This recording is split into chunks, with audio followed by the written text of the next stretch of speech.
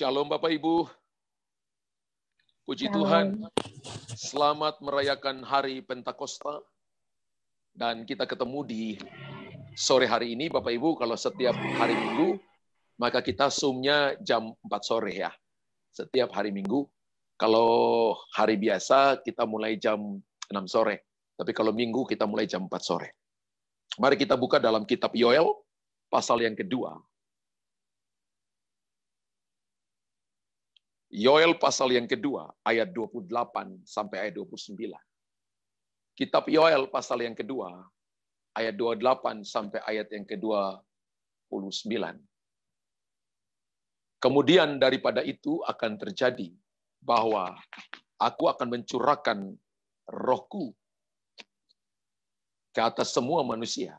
Maka anak-anakmu laki-laki dan perempuan akan bernubuat, orang-orangmu yang tua akan mendapat mimpi, teruna-terunamu akan mendapat penglihatan. Haleluya. Kalau Bapak Ibu perhatikan,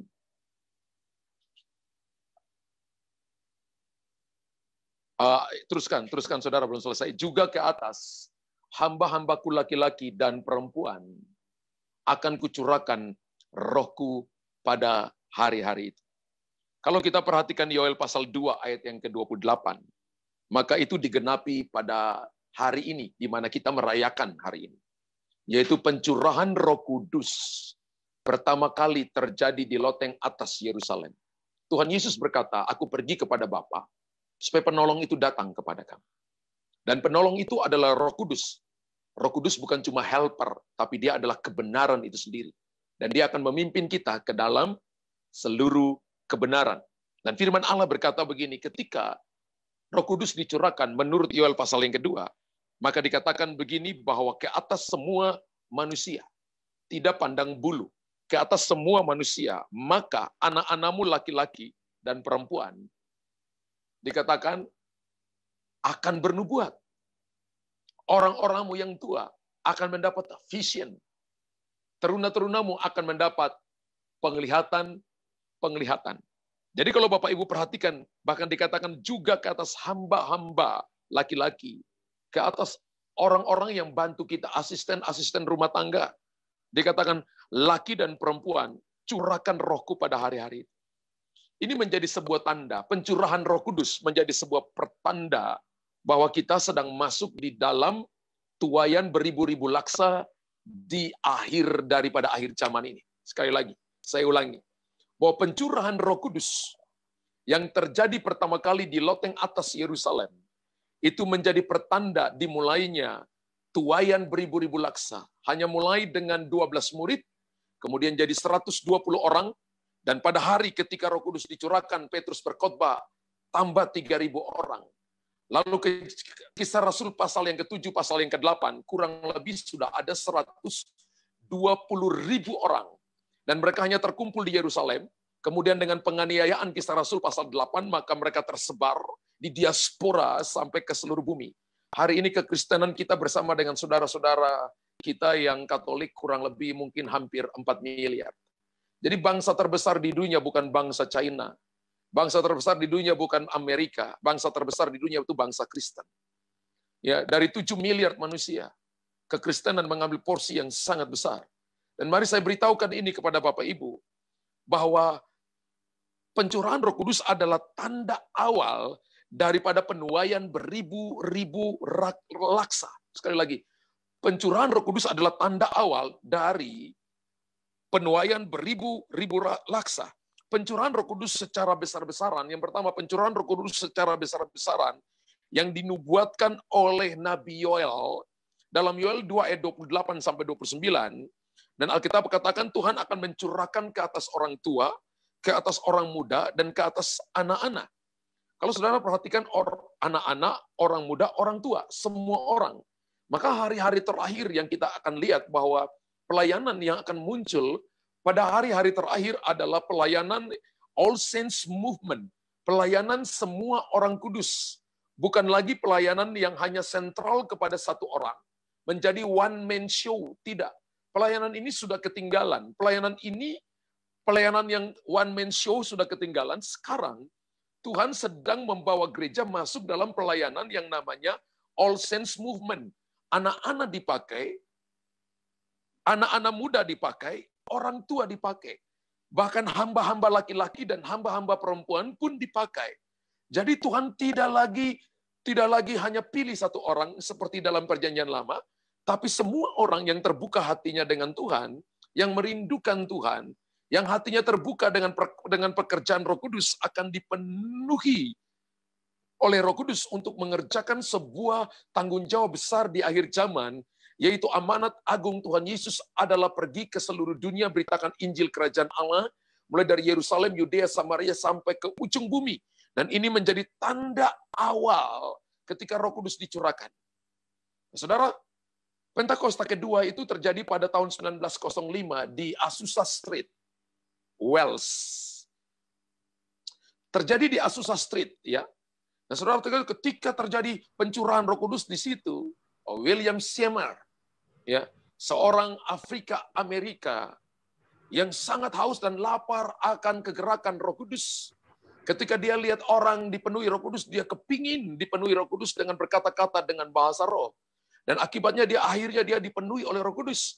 Dan dia membawa pergerakan yang luar biasa. Saya baca sebuah literatur dan berkata bahwa kegerakan Pentakosta kedua William Seymour hari ini menyapu seluruh dunia itu ada jumlahnya pengikutnya sekarang ada 500 juta jiwa. 500 juta jiwa terjadi karena sebuah kegerakan yang terjadi di Azusa Street yang dibawa oleh seorang yang bernama William Seymour. Tapi Pentakosta ketiga kita sedang tunggu hari-hari ini.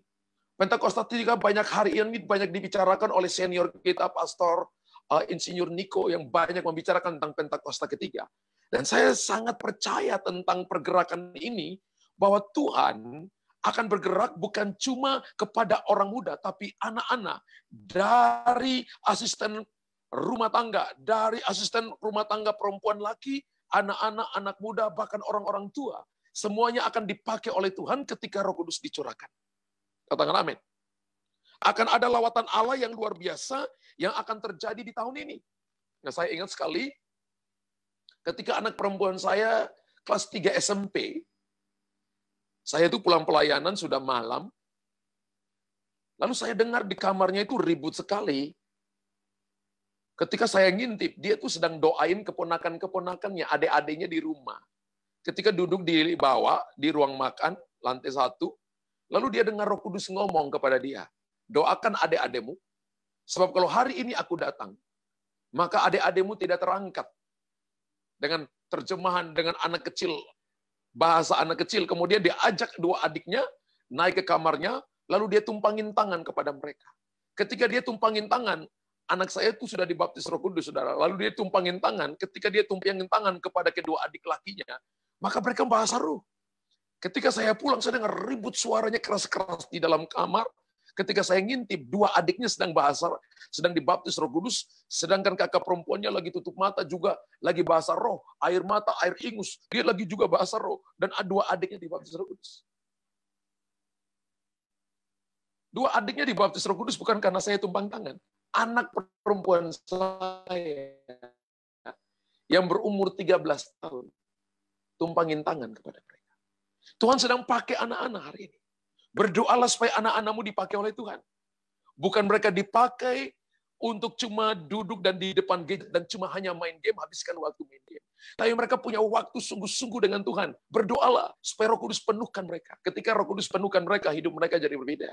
Ketika Roh Kudus turun di atas mereka, hidup mereka jadi berarti bagi banyak orang untuk kemuliaan nama Tuhan.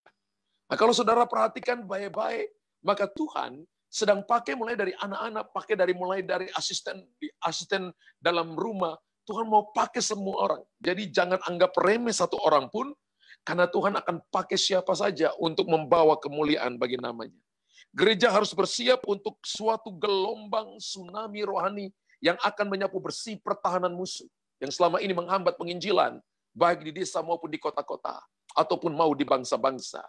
Tuhan sedang melepaskan suatu gelombang tsunami rohani yang besar yang akan terjadi, menyapu kota-kota, desa-desa, menyapu bangsa-bangsa, dan membawa pertobatan untuk memuliakan nama Tuhan. Kenapa?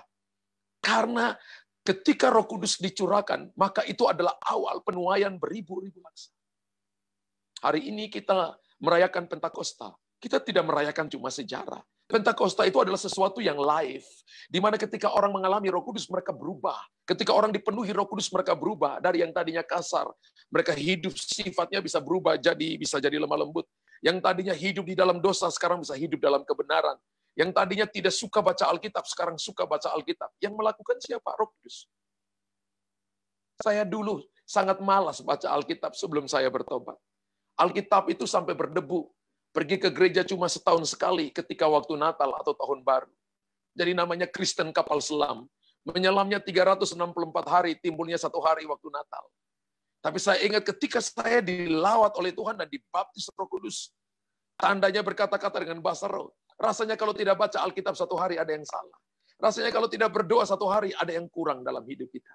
Roh Kuduslah yang mengerjakan dalam kita baik kemauan maupun kehendak. Yang mengerjakan dalam kita kebenaran. Dan Alkitab berkata bukan cuma untuk pribadi, tapi hari-hari terakhir, Roh Kudus akan turun seperti gelombang tsunami yang akan menyapu bersih pertahanan-pertahanan musuh. Orang-orang yang keras hati, kota-kota yang tidak mau mengenal Tuhan akan lihat lawatan Tuhan. Tapi, saudara dan saya harus menanti-nanti seperti 120 murid di loteng atas Yerusalem. Anda harus berdiri berdoa kepada bangsa-bangsa, berdiri berdoa kepada kotamu, berdiri berdoa kepada bangsamu, supaya terjadi perubahan, pemulihan, kesembuhan kepada bangsa ini. Tuhan sanggup pulihkan negara kita tercinta. Amin.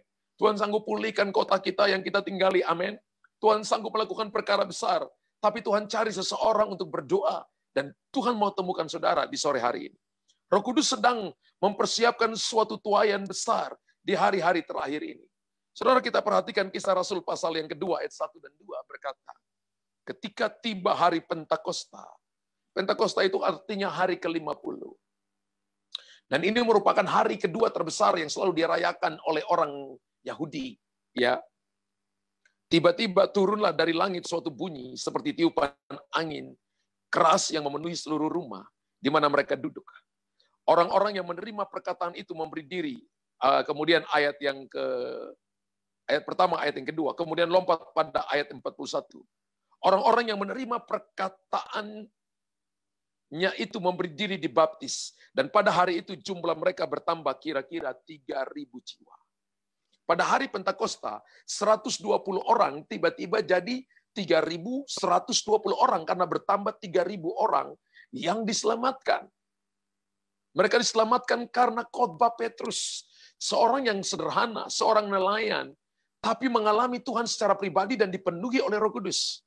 Tadi pagi saya katakan bahwa ketika hari Pentakosta terjadi, maka ketika mereka berkata-kata dengan bahasa roh, saya sebut ini adalah karunia bahasa roh menurut Kisah Rasul pasal yang kedua.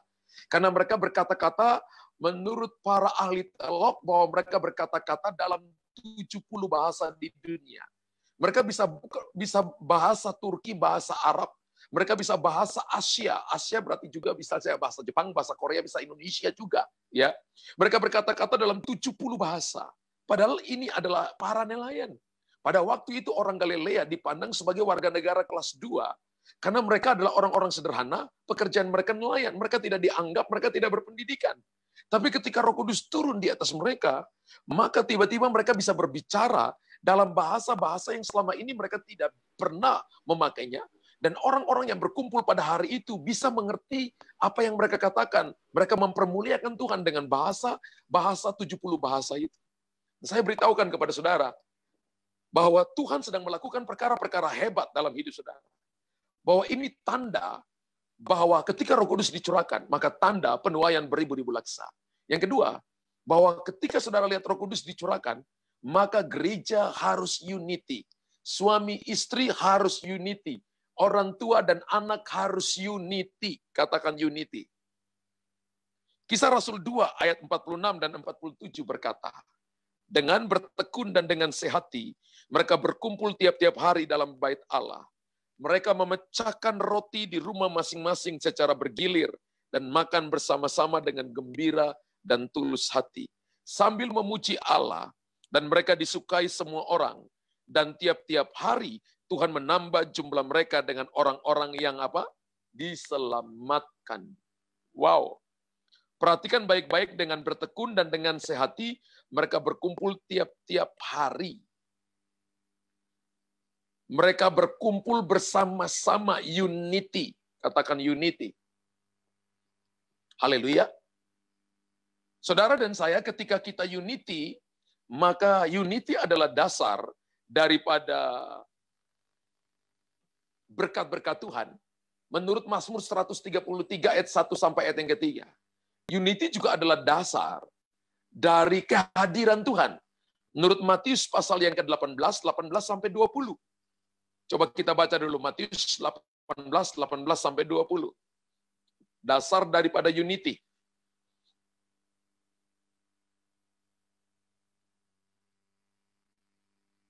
Dan Matius 18, 18 sampai 20. Aku berkata kepadamu, sesungguhnya apa yang kamu ikat di dunia akan terikat di sorga. Apa yang kamu lepaskan di dunia, ini akan terlepas di sorga. 19. Dan lagi aku berkata kepadamu, jika dua orang daripadamu di dunia ini sepakat meminta apapun juga, permintaan mereka itu akan dikabulkan oleh Bapakku yang di sorga. Ingat, ketika kita sepakat, 2-3 orang sepakat, minta apapun dikabulkan oleh Bapa di sorga. Bicara tentang kuasa kesatuan. Sebab di mana 2-3 orang berkumpul dalam namaku, di situ aku ada di tengah-tengah mereka. Berarti unity adalah dasar dari kehadiran Tuhan. Unity adalah dasar untuk Tuhan jawab doa-doa saudara. Dan menurut Mazmur 133 ayat 1-3, unity adalah dasar dari berkat-berkatnya. Artinya kalau kita tidak unity, kita terpecah satu dengan yang lain, kita saling sakit hati satu dengan yang lain, saling bertengkar satu dengan yang lain, maka Tuhan tidak hadir di tengah-tengah kita. Bagaimana mau sepakat untuk menghadirkan Tuhan? Kita saja saling sakit hati, kita saja saling iri hati, kita saja saling marah satu dengan yang lain, baru mau dengar doa kita, apalagi menjawab, apalagi memerintahkan berkat. Maka tidak ada cara lain untuk gereja bisa menghadirkan kuasa Allah dalam hidup saudara dan saya. Tidak ada cara lain untuk kita bisa menghadirkan berkat Tuhan dan jawaban-jawaban doa datang dalam hidup kita. Cara satu-satunya yang Alkitab tawarkan kepada kita adalah Matius 18, 18 sampai 20 dan Mazmur 133 ayat 1 sampai 3, yaitu unity. Katakan unity. Coba kita lihat Mazmur 133 ayat yang 1 sampai ayat yang ketiga. Alkitab berkata,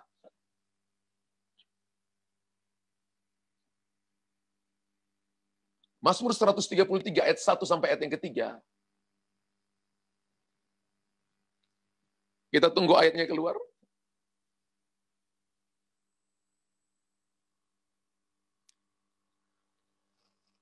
Sungguh alangkah baik dan indahnya, nyanyian syarah Daud. Sungguh alangkah baik dan indahnya apabila saudara-saudara diam bersama dengan rukun. Diam bersama, kata rukun dipakai kata unity. Tolong kasih tunjuk King James-nya, Ron. Ayat yang pertama.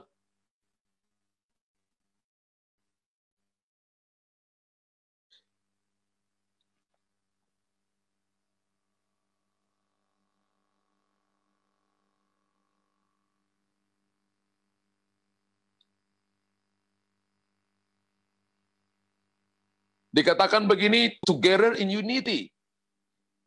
To dwell together in unity.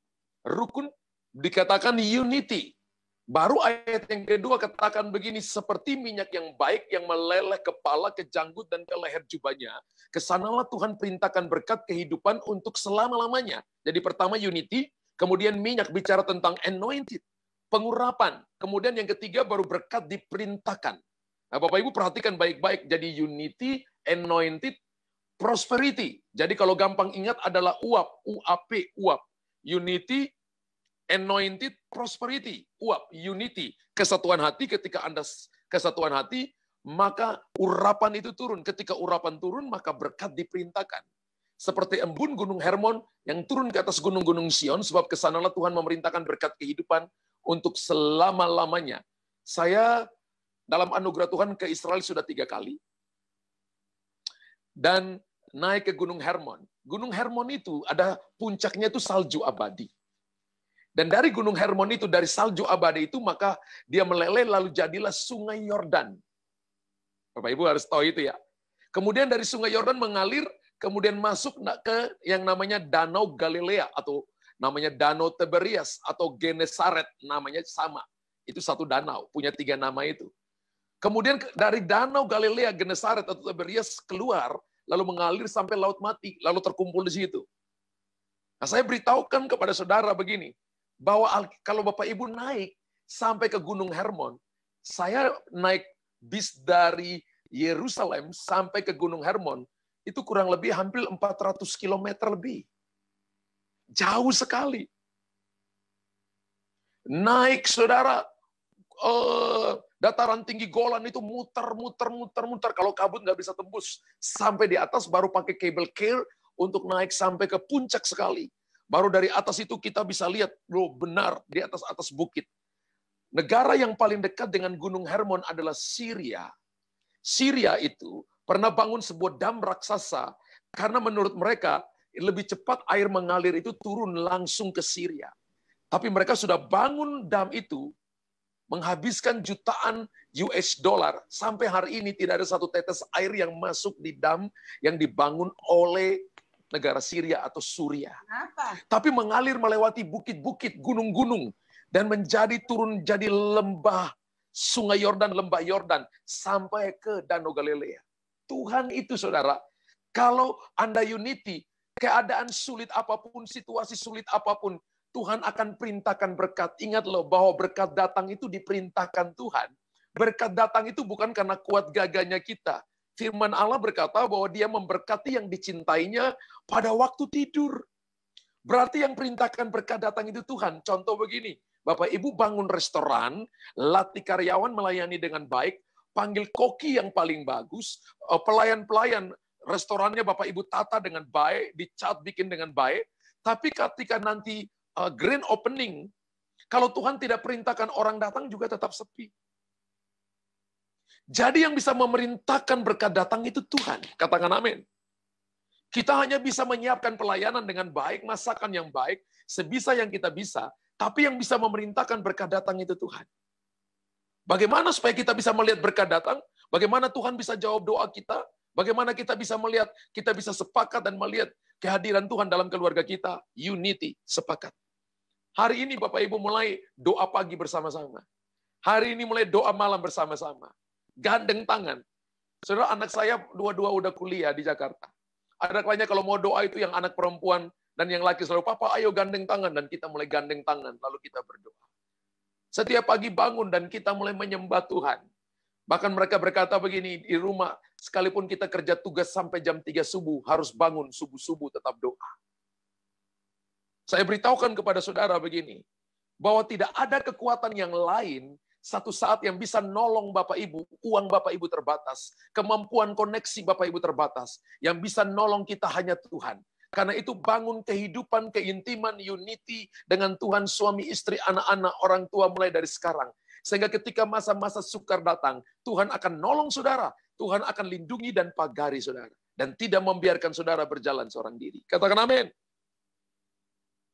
Saudara dengar, penghalang unity adalah sakit hati. Hati yang keras. Hati yang tidak mau belajar. Hati yang sombong, itu penghalang unity. Oh, saya tidak mau doa karena merasa mampu.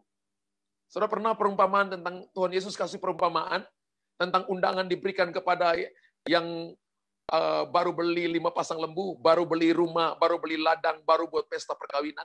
Mereka nolak semua. Orang-orang yang nolak ini mereka merasa mampu, rasa bisa. Ya, mereka merasa pintar. Lalu Yesus berkata, Tuhan Yesus berkata kepada pegawai-pegawainya, pergi ke jalan-jalan, paksa mereka yang lumpuh, yang buta, yang cacat, sebab rumahku harus penuh. Yang lumpuh, yang buta, dan cacat adalah orang-orang yang tidak mampu, yang bergantung dengan orang lain. Dan Tuhan berkata, paksa mereka. Kata paksa dipakai bahasa Yunani, ekbalo. Ekbalo itu seperti seorang tendang pantat seseorang untuk maksa dia. Jadi dipaksa untuk datang. Orang mana? Lumpuh, buta, cacat. Orang-orang yang tadinya tidak diharapkan, justru mereka yang meresponi undangan itu. Sedangkan orang-orang yang harusnya dapat undangan dan mengambil bagian dalam pesta itu, karena merasa mampu, merasa bisa, dan merasa pintar, maka mereka ditolak. Akhirnya mereka ada di luar dan tidak bisa lagi masuk dalam pesta perkawinan itu. Saudara, penghalang unity adalah hati yang keras, sakit hati, tidak mau belajar, merasa bisa, merasa pintar, merasa mampu. Tapi hari ini kita ada di tempat ini karena kita tahu bahwa kita nggak bisa apa-apa tanpa Tuhan. Kita tahu hanya Tuhan yang sanggup nolong kita, yang sanggup pulihkan kita. Katakan amin. Bangun unity di antara kita, karena itu adalah perlindungan bagi kita.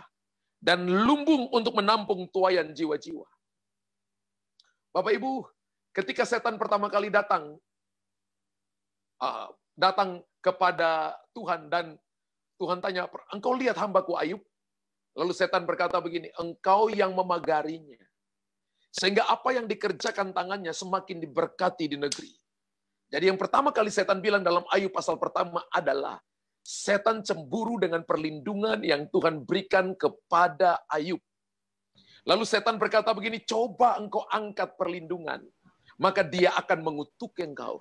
Lalu coba engkau ambil semua yang ada pada dia, dia akan mengutuk engkau. Lalu Tuhan katakan, silakan, tapi jiwanya itu milikku. Tuhan angkat perlindungan. Jadi ternyata perlindungan Tuhan, ketika Bapak Ibu sepakat, itu adalah perlindungan Tuhan. Menjaga suami, menjaga istri, menjaga anak-anak, menjaga bisnis, menjaga usaha, menjaga semua yang kita kerjakan. Datangnya dari unity, datangnya dari kesepakatan. Haleluya. Amin. Ketika kita tidak unity, maka kita sedang memberikan celah untuk setan menyerang kita dan mengobok-obok, mengabrik-abrik semua yang ada pada kita. Makanya Indonesia terkenal dengan NKRI, Negara Kesatuan Republik Indonesia. Slogannya begini, berbeda-beda tapi tetap satu, Bhinneka Tunggal Ika. Amin. Kita kuat karena kita bersama. Suami, istri, anak-anak kuat karena bersama. Jangan tercerai-berai. Mari kita jadi orang-orang yang kuat dalam unity dan lihat kehidupan Tuhan. Dinyatakan atas hidup saudara. 1 orang mengalahkan 1000, tapi 2 orang mengalahkan 10.000. Kekuatan dari unity itu 10:1. Jadi kalau Bapak Ibu berdoa bersama-sama, kekuatannya 10 kali lipat daripada cuma berdoa seorang diri. Amin. Haleluya. Jadi ini adalah waktunya, sehingga Bapak Ibu tidak menjauh dari komunitas. Kita belum bisa kumpul ya. Kemarin saya sudah lihat dari Menteri Agama sudah mulai kirimkan surat untuk gereja mulai ada protokol kesehatan untuk bisa dibuka dan beribadah lagi. Dan ada aturan-aturan protokol kesehatan yang dipakai di sana. Jadi sekarang sedang digodok oleh masing-masing sinode, kemudian akan digodok oleh masing-masing gereja lokal, ya, untuk nanti ibadah bersama-sama. Tapi waktu-waktu ini sedang ditata, sedang diatur sedemikian. Dan kita ada di tempat ini, kita sedang ada dalam sebuah komunitas untuk kita mau mengalami Tuhan. Dalam sebuah kesepakatan, sepakat, dan setuju unity untuk mengalami hadirat dan kuasa Tuhan. Katakan amin. Hal yang ketiga, saudara. Kalau yang pertama tadi adalah tanda tuaian beribu-ribu laksa adalah ketika Roh Kudus turun. Yang kedua adalah unity harus menjadi tanda bahwa saudara dan saya siap untuk menerima jawaban dari Tuhan, menerima berkat-berkat daripada Tuhan, dan menjadi perlindungan bagi kita. Yang ketiga, kita harus merindukan kembalinya kemuliaan Tuhan dalam gereja. Katakan, saya rindu tentang kemuliaan Tuhan. Makanya tadi istri saya nyanyi, we wait for you, we wait for you. Kami menunggu engkau, Shekinah glory. Shekinah itu awan, glory itu kemuliaan, awan kemuliaan Tuhan dinyatakan kembali dalam kehidupan kita. Kita harus merindukan kembalinya kemuliaan Tuhan dalam gereja. Tahukah saudara, akibat dari kesalahan, kemuliaan Tuhan bisa meninggalkan gereja. Kemuliaan Tuhan pernah meninggalkan orang Israel. Ketika mereka tidak mau beribadah, maka kemuliaan Tuhan meninggalkan mereka 430 tahun ketika di Mesir. Mereka masih tidak mau lagi melayani Tuhan. Maka mereka dibawa Babel 70 tahun. Dibawa Ottoman Turki 400 tahun. Dibawa Inggris Raya 80 tahun. Dan itu sejarah, saudara. Alasannya kenapa? Mereka tidak mau melayani Tuhan. Kemuliaan Allah meninggalkan gereja. Orang bisa beribadah, tapi orang tidak rasa hadirat Tuhan dan kemuliaan Tuhan. Apa itu kemuliaan? Kabot. Apa itu kabot dalam bahasa Inggris? Weight, bobot, kualitas kehidupan Tuhan yang ada, yang diinfuskan ke dalam gereja, dalam pujian penyembahan, dalam firman, sehingga kehidupan orang yang tadinya berantakan amburadul dikembalikan kepada kehidupan yang punya standar kemuliaan Tuhan. Amin. Nah, contoh Raja Daud yang merindukan kembalinya kemuliaan Tuhan ke rumah Tuhan di Yerusalem. Ketika itu tabut Tuhan pertama kali dibawa oleh Daud dan dia coba memikulnya. mencoba memakai kereta baru untuk membawa tabut itu kembali, dan Usa dan Ahio yang mengendarai keledai itu mengendarai lembu-lembu itu. Dan ketika lembu itu tergelincir, Usa mencoba untuk memegangnya, maka api Tuhan menyambarnya sehingga Usa dan Ahio mati di hadapan Tuhan. Dan Daud ketakutan, maka tabut perjanjian Allah ditaruh di rumah Obed-Edom. Siapa Obed-Edom? Dia cuma asyir di gereja, penjaga pintu gerbang di bait Allah.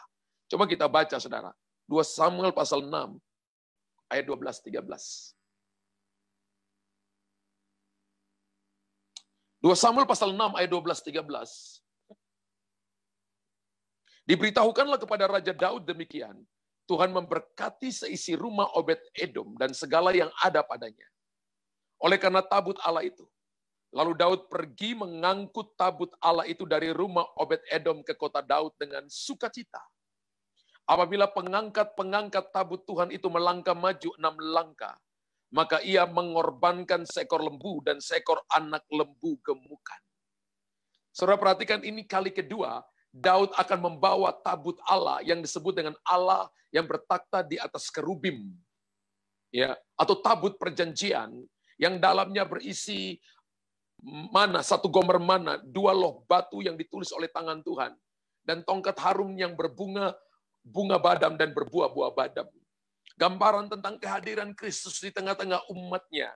Dan firman Allah berkata begini, bahwa karena Daud cemburu dengan Obed-Edom karena tabut Allah itu, maka dia mengangkut tabut Allah itu dari rumah Obed-Edom untuk dikembalikan ke Yerusalem. Dan firman Allah dengan jelas berkata begini, setiap 6 langkah, mereka mempersembahkan 2 ekor lembu. 1 ekor lembu yang besar, 1 ekor lembu yang anak-anak. Dan saya menemukan sebuah literatur dari rumah Obed-Edom sampai ke Yerusalem, kota Daud. Mereka berhenti 3.500 kali. Berarti 3.500 kali 2 ekor lembu yang dipersembahkan. Berarti 7.000 ekor lembu. Itu berarti seluruh perjalanan Daud penuh dengan korban. Ternyata untuk membawa kembali tabut kemuliaan Tuhan, membawa kembali kemuliaan Tuhan yang hilang, harus membawanya bukan hanya sukacita, tapi harus dengan korban. Korban waktu, korban tenaga, korban pikiran. Mungkin Bapak Ibu punya kelebihan korban dalam hal keuangan. Kita perlu korban untuk melihat kemuliaan Allah itu kembali. Dan firman Allah berkata begini, Daud membawa kembali tabut itu dengan korban begitu banyak. Hari ini 1 ekor sapi. Kalau salah satu kota kabupaten di Sulawesi Selatan, itu mahal, bisa sampai 500 juta, saudara. Sapi jenis tertentu. Kalau kali 3.500 saja. 3.500 ekor kali 500 juta. Bapak Ibu kali aja berapa banyak uang yang Daud keluarkan dengan sebuah kerinduan besar, yaitu membawa kembali kemuliaan Tuhan ke kota Daud, yaitu Yerusalem. Berapa banyak Anda rindu kembali kemuliaan Tuhan hadir dalam keluargamu. Kalau di rumah Obed-Edom, dia dan seisi keluarganya diberkati karena ada tabut Tuhan. Saudara dan saya juga akan diberkati ketika di rumahmu ada hadirat Tuhan, ada doa pagi, ada doa malam, ada waktu untuk merenungkan firman Tuhan, membahas firman Tuhan, maka hadirat Allah turun di tempat saudara. Amin. Karena itu harus ada harga. Haleluya. Kalau kita bangun pagi, maka yang pertama kita cari Tuhan dulu. Baru kita cari yang lainnya. Baru lihat handphone. Jangan cari handphone dulu. Handphone itu punya magnet luar biasa ketika kita pegang. Itu bisa 3 jam baru lepas, saudara. Seperti ada lem di tangan. Tapi mari kita cari Tuhan lebih dulu. Baru kita cari yang lain. Dan saudara akan melihat perkara-perkara besar yang akan Tuhan nyatakan dalam kehidupan saudara. Saya beritahukan kepada saudara bahwa banyak persembahan dan korban yang diberikan saat itu untuk sebuah kerinduan untuk kembalinya kemuliaan Tuhan ke rumah Tuhan. Kita diberkati Tuhan bukan hanya untuk diri kita sendiri.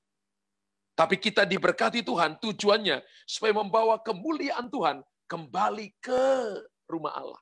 Kita diberkati dalam keluarga supaya orang melihat Tuhan dalam keluarga kita. Kita diberkati di kantor kita supaya orang melihat Tuhan dalam keluarga kita. gereja diberkati, supaya orang melihat Tuhan di dalam gereja itu. Amin. Haleluya. Ini yang Tuhan mau dalam kehidupan saudara. Ke depan saudara dan saya, ada banyak orang yang tidak akan dipercaya Tuhan karena mereka mencuri kemuliaan Tuhan. Dengan cara apa? Mengambilnya untuk diri sendiri.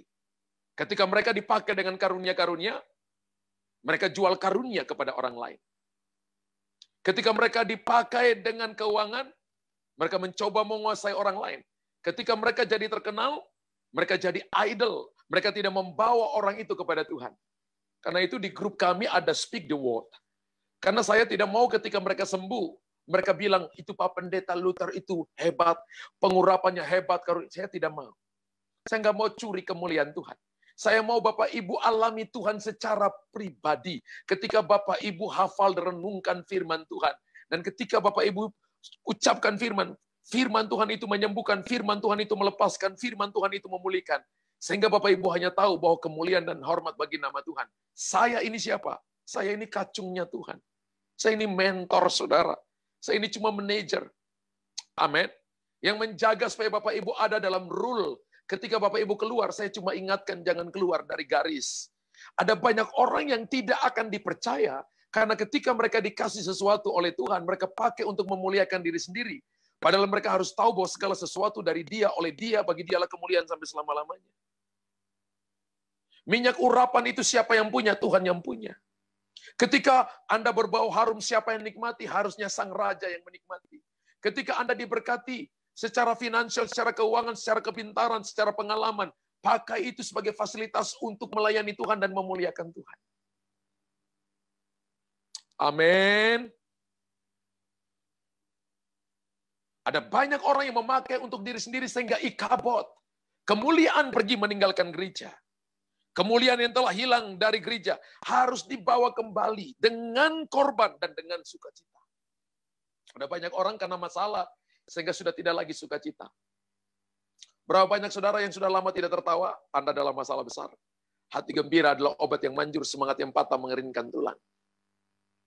Saya nggak suruh Bapak Ibu berjalan di jalan-jalan lalu tertawa sendiri. Bukan. Itu namanya orang agak setengah gila, saudara ya.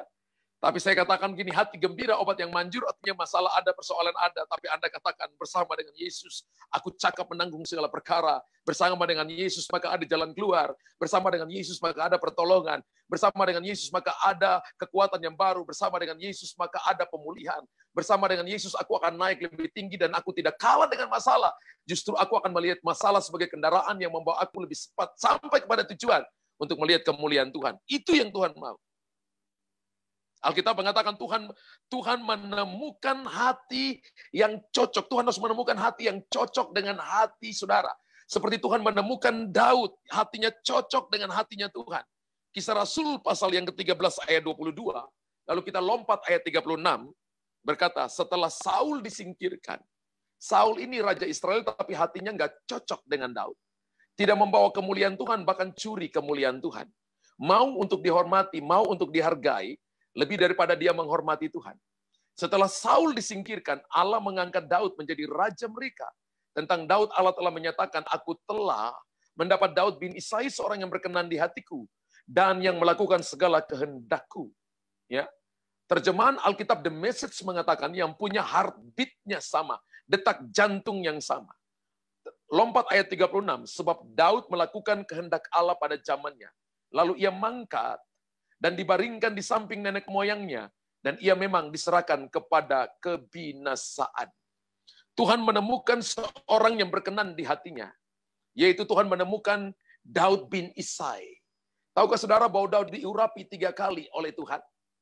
Pertama, urapan pertama turun pada 1 Samuel pasal 16. Itu urapan untuk dirinya sendiri. Daud diurapi 2 kali ketika dia menjadi raja atas sukunya sendiri, yaitu suku Yehuda. Dan urapan yang ketiga turun ketika Daud menjadi raja atas seluruh Israel. Berapa lama jarak antara Daud diurapi pertama sampai dia menjadi raja atas seluruh Israel? 25 tahun. Tapi selama itu Daud tetap berkenan menjaga hatinya, tetap berpaut, bahkan heartbeat-nya sama, detak jantungnya sama. artinya melakukan sesuai dengan apa yang Tuhan mau. Itu yang akan membuat saudara membawa kemuliaan Allah itu kembali. Bapak Ibu, banyak kali kita berubah, waktu keadaan baik kita baik, waktu keadaan tidak baik kita ikut tidak baik.